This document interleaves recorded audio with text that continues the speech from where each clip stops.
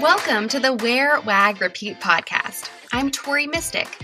As a dog mom lifestyle expert, blogger, and business owner, I love talking to other women in the pet industry and sharing their advice with you every week. Sit, stay, and listen to the latest episode.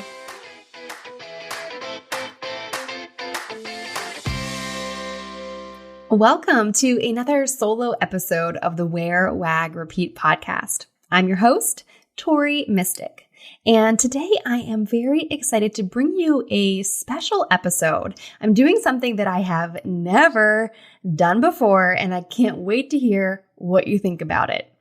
In this episode, I am giving you an inside look at one of the most popular monthly lessons from Wear, Wag, Repeat Society. I'm doing this because enrollment is going to be open for a very limited time at the beginning of September.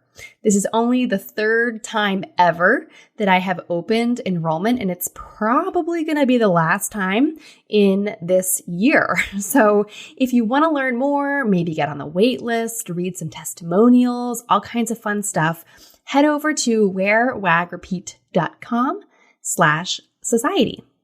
And if you are not familiar with how the monthly membership program works, basically, each month I teach a new lesson to help you with online marketing for your pet business.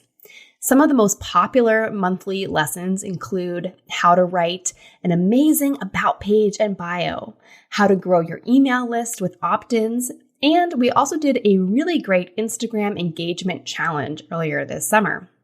The lessons are usually 5 to 15 minutes long, so no matter how busy your schedule is, I know that you can squeeze these in. In fact, everything in the society is planned with your valuable time in mind. I know that time is something that none of us really have any extra of. So each lesson that I teach is something that I've purposefully planned because it will help you make your online marketing more effective and more efficient so that eventually you can spend less time working and more time with your dog. That's my goal in life, right? So today I am sharing one of the most valuable lessons from an earlier month of the Wear, Wag, Repeat Society. It is all about blogging for SEO. That is search engine optimization if you're not familiar, and it's how we get discovered on Google, on different kind of search engines, and how we get new people to our site. So blogging for SEO in your pet business can attract new customers to your website. It can get more people on your email list. It can ultimately help you grow your business. A strategic approach to your pet business blog will also save you money by bringing organic traffic to your site, so you're not always shelling out for ads.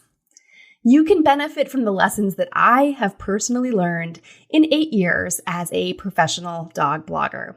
I am very transparent in this lesson that I did not always do things the right way. It really took me many years to figure out the key to blogging for search engine optimization and how to get people to my site. So I want to teach you what I know, and hopefully you don't have to spend 8 years learning it. You can learn it in this quick, I think it's like 12 or 13 minute lesson. So that's a lot better than 8 years. What I'm about to play is the exact recording from inside of the Teachable portal where all the lessons, the Q&A, replays, and the membership directory for our society live. That means that in this episode, you will hear me reference some links and resources, plus a bonus PDF called the SEO checklist that will help you make the most of blog posts for your pet business. Now, I can't just mention these things and not give them to you. That would be rude. So if you head over to the show notes for this episode at wearwagrepeat.com/podcast, you will see the links and an email opt-in form to grab that checklist freebie for yourself.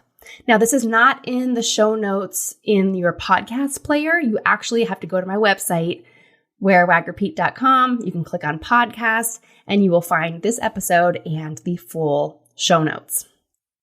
In addition to video lessons like what you're about to hear, I also host a co-working session and a live Q&A each month to support society members and help them learn these valuable marketing lessons.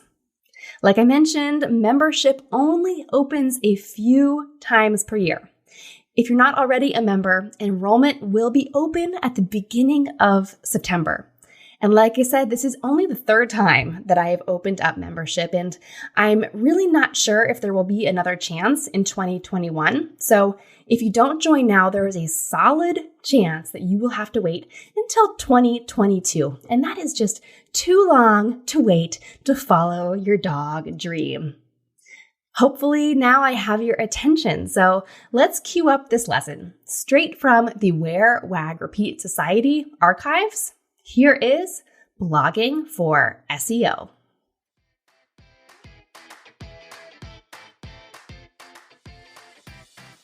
Today we're going to talk about SEO, aka search engine optimization.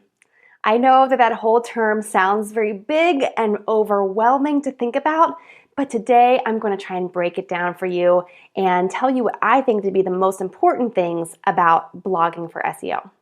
So first of all, I want you to know that you're already doing SEO in a lot of places.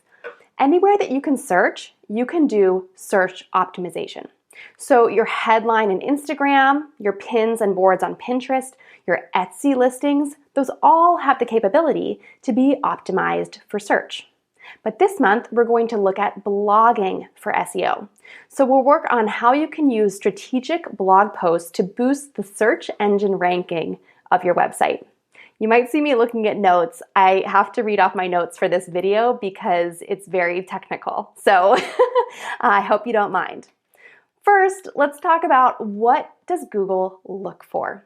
So Google ultimately wants high value content. Your site must be mobile responsive. The vast majority of people on the internet are on mobile devices. Your site should also be fast to load, so watch those image sizes. Don't upload huge 1, 2, 4 megabyte photos to your site. And then you also want to show your like, know, and trust factor, which might sound familiar from last month, but that basically means your expertise, your authority, and your trustworthiness. That's the foundation on which we can build up our keywords to tell Google and people searching online what it is that you want to be known for. With the right keywords, you can rank higher in Google results and grow your traffic from the right audience faster. Now, I want to tell you about one of the most important lessons that I have learned about SEO while growing my own blog traffic. I learned that you need to do your keyword research before you even start writing your blog post. I didn't always do it this way. I used to write my blog posts thinking I had this brilliant idea, and then I'd go in afterward and I'd pick out headings and subheadings and, make it look pretty. But I was doing it backwards, and the way I was doing it was not getting me anywhere. My site traffic was like flatline. So I learned that it is much better to research your topics and keywords in advance to figure out first which ones you have a chance of getting seen with, and second, where to put those keywords to get your post displayed more in search. So let's talk about that first point first. Which keywords give you a good chance of being seen? This is just like choosing the right hashtags on Instagram. So don't overcomplicate it. It's all the same. SEO is all the same everywhere. So let's talk about it for blogging a little bit. You can't really use the Instagram search function to search for your keywords. Instead, you're going to have to use a tool like Keyword Finder or Key Search to see the search volume of a particular term. This is where I start. When I have a good idea for a blog post or a topic that I want to write about, this is the very first thing that I do. So, for example, I want to write a blog post about how to save money on my dog's prescriptions. So Key Search tells me that the term pet prescriptions ranks 48, and the competition is moderate. So I think about it and I get a little bit more specific and I type in save money on dog medication. So I got a lot more specific, and that comes back ranking as a 33, which is easy to moderate competition. For where Wag Repeat is now in like my standing on the internet, Key Search tells me that I should be targeting keywords with a rank of 36 or lower. So using a search term that falls within that range is going to give my site a better chance of showing up. It's kind of like I'm swimming in a pool of fish that are a similar size to me, so it's easier to compete with them. If I was a little guppy and I went into a shark tank, it would be really, really difficult for me to get noticed by the people I want to notice me, right? They're all like, "Ooh, look at that shark." They're not paying attention to my little guppy. So I hope that makes sense. I just thought of that off the top of my head. But I also included a link down below to a really great blog post resource from my own SEO coach, Meg Clark of Clapping Dog Media. She does a great job of explaining keywords and all kinds of other things. Check out that link down below this video, and I'm sure you will also end up browsing her whole site and looking at everything that she does because she is a wealth of knowledge.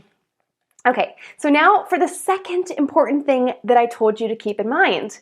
Can you remember what it was? It was where to use those keywords to get your post displayed more in search. It really matters where you use your keywords in your blog posts. So consider all the different placements that you could potentially be using. You've got your URL slug, that's like the text at the behind your URL, like .com/ that's the slug. You've got the title.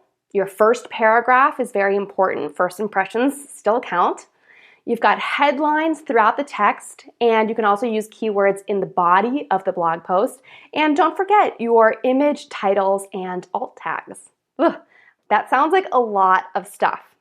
But I wanted to mention all the possibilities because I always see people under-optimizing their blog posts. And I wanted to make sure that you know that you can put your keywords in lots of places, all of those places, and probably more that I didn't even think of. But for today and for this video, let's focus on headlines. This is another thing that I would consider to be very important and transformational in the amount of traffic that I get to my blog and to my website. So I want you to know that you can have multiple headlines in your blog post. The way that you order them and how you use them indicates to Google what you find important in your article or your blog post. You should only have one H1 headline, that's your title. It should contain your focus keyword for the post. It's like your number one headline, your number one theme of this blog post. Then, as you're writing, you can follow that up with an H2 headline under the first paragraph or two. It sets the scene for the main theme of your blog post, and I think it should be a variation on your title. So not exactly the same, but still picking up on your main theme and your main keywords. Below that, you might want to break your content up into lower level subheadings using H3 headlines. You can use multiple H3 headlines in your post for all the different specific sections that you have throughout the body. Now, if you're super confused and you're like, what is H1, H2, H3? In your blogging platform, you're going to find this as a formatting option. So up where all the text, choosing the size and bold and underline, all that kind of stuff, you should see an option to toggle and drop down a menu that gives you options for paragraph, title, heading 1, heading 2, heading 3, etc. There's a lot of different options. So when I'm looking at WordPress, if you're on WordPress, it's located in the top left side, and the default one is paragraph. That's like the body of your blog post. And so if you just click on that, you'll see all the other options pop up. And when you're formatting your blog post, you just select the correct headline, and you go up and you toggle that thing down to H2 or H3, and that is how you indicate to Google what the main topics of this post are. So why is this going to make a big difference with your site traffic? So one, Google, they kind of rule the roost, and it's important to indicate to Google what the main topics and subtopics of your post are about. You're letting them know loud and clear who should come and read this post. This really is your like, know, and trust factor. Google doesn't want to send you traffic if they think people are going to get there and they're going to be confused and disappointed. So that's your like, know, and trust factor, being really clear and obvious about what your topics are. Then, when your readers get to your site, they're much more likely to stay longer because your post is well organized, it's easy to skim, and it's easy to read. Remember, most people online are skimmers. You need to use really direct and clear headlines to catch their attention and encourage them to read in more detail. All right, you still with me here? I know this is a lot to take in, so I'm going to wrap up this video for today. But here is your assignment moving forward. So I want you to go into your blogging system. If you are a complete newbie at this, I want you to go into your blogging system, and no matter what kind of website you have, most likely there is some kind of a blogging function.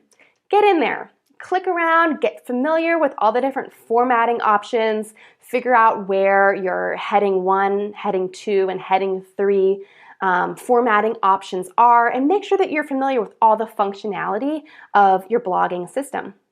Now, if you're already blogging and you have some posts that you wish were getting more traffic, I want you to go back into your archive and revamp 3 to 5 of those posts. Use a tool like Keyword Finder, Key Search, or any other keyword tool to double check the keywords that you already used and see if there might be some better options.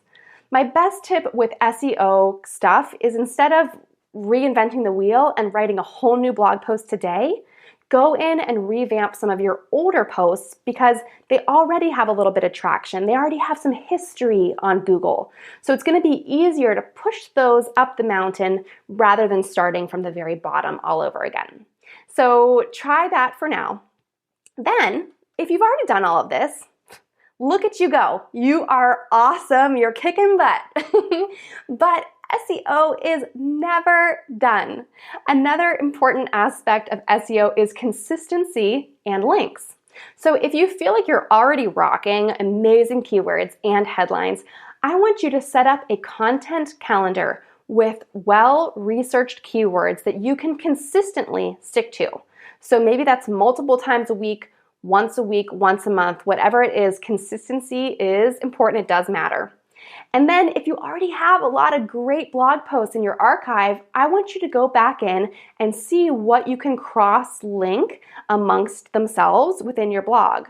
So if you did a blog post about loose leash walking, maybe you have another really great post about recall or something else training related. And within the body of either of those posts, you can cross-link them to each other. What this is going to do is keep people on your site longer, clicking around within your site rather than just reading one thing and leaving. And Google likes it when people stay on your site for a long time. Now, below I have created a PDF checklist for you to print and save and keep yourself on track no matter where you are in your SEO journey. I personally look at this checklist every single time that I write or revamp a blog post. And that's it for today. I hope that you have learned something, and if you have finished this video and gotten to this point, I want you to comment below or on the dedicated post in the Facebook group to let me know that you have finished watching this month's video.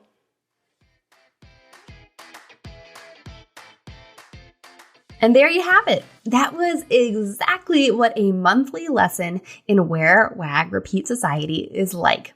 What did you think? In addition to the video, you just heard the audio, but there is actually a whole video that goes along with that. The extra links and the resources and the bonus PDF each month. We also do a virtual co-working session to work on each month's topic together. And at the end of the month, I host a live Q&A. The Q&As are always recorded on Zoom and added to the Teachable portal, so you can go back and rewatch them if you want to refresh yourself on some of the answers, or if you're not able to join us for the live Q&A session. Actually, I think that is one of the greatest parts of Wear, Wag, Repeat Society. When you join, you get access to all of the archives. So if you join this September, you would be able to go back and watch lessons all the way back to January about online marketing and social media and all kinds of stuff. Plus, you can access all of the recorded Q&As.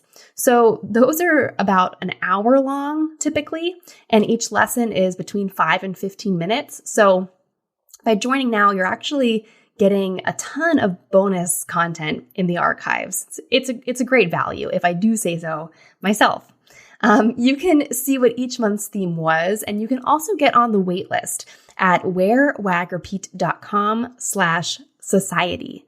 Like I said, I will be opening up enrollment at the beginning of September. It's probably going to be September 1 through 5 if you want to save the date or put a little reminder in your calendar, but get on the wait list so that you don't miss out if you do want to join us. It's a really great group of petpreneurs and pupfluencers. I think you would love it. So speaking of the monthly themes, here is what I have planned for the rest of 2021. Can't believe we're almost at the end of the year. In September, we will be focusing on Pinterest strategy. So you guys know I am a huge Pinterest fan. I have 25x'd my traffic to my blog from Pinterest in about a year and a half or so. I also have a whole course about Pinterest for petpreneurs. So in September, we'll do a special lesson on that.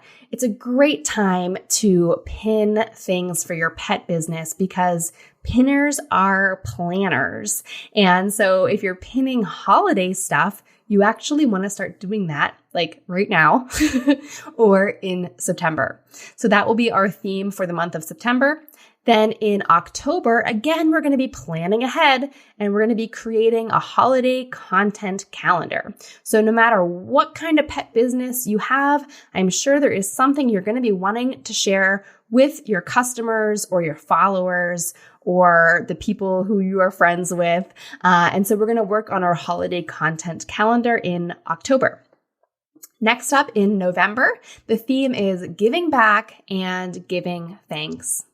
So in all of my time working in Wear, Wag, Repeat for 8 or 9 years, having this podcast for 3 years, getting to know all of you in Wear, Wag, Repeat Society in the last 9 months or so, I know that pet people love to give back. It is so important to us to support rescues. We just have huge hearts. And so I really want to focus in November on how we can give back and give thanks and really make it a integrated, continuous part of our businesses, not just for the month of November, but for all the time. But we're going to kind of focus on it and do some planning in November together. And then finally, in December 2021, wrapping up the year, we are going to do a year in review. This is a really important thing to do in your business, to look back at what worked and what didn't work so that you can make some big plans for next year. In December, we're also going to tack on something that I like to call the Sketch Pledge. Now, what exactly is that? It's a fun name for a challenge to schedule out your social media, email, blog posts, etc., so that you can maybe possibly actually take some time off during or after the holidays. I know that some of our businesses really rely on being busy during the holidays. So maybe make this your goal to take some time off afterward or to pledge to schedule out a bunch of your posts during the holiday season so that you can actually be working in your business and not worrying about being on social media all the time. So if all of this sounds interesting to you, or if you have any questions at all about Wear, Wag, Repeat Society, you can reach out to me on Instagram at Wear, Wag, Repeat, or you can go over to the website, wearwagrepeat.com/society. I will also be going live on Instagram and in the Wear, Wag, Repeat Labs Facebook group while enrollment is open at the beginning of September. So be on the lookout for that. Thank you so much for listening to this week's podcast episode. I hope that you enjoyed it. Let me know what you think about this format and if you would maybe like to hear more behind the scenes stuff from Wear, Wag, Repeat Society. What did you like most about this episode? Find me on Instagram at Tori Mistick and let me know what intrigued you or what questions you have about starting or growing your own dog-inspired business. You can also screenshot this episode and tag me in your stories. I love to see who is listening out there. Some of the best conversations happen after the episode, right? So track me down over on Instagram or join the Wear, Wag, Repeat Labs Facebook group to connect with other dog-obsessed entrepreneurs. And as always, you can find all the links and resources discussed in this episode at wearwagrepeat.com/podcast. See you back here next week.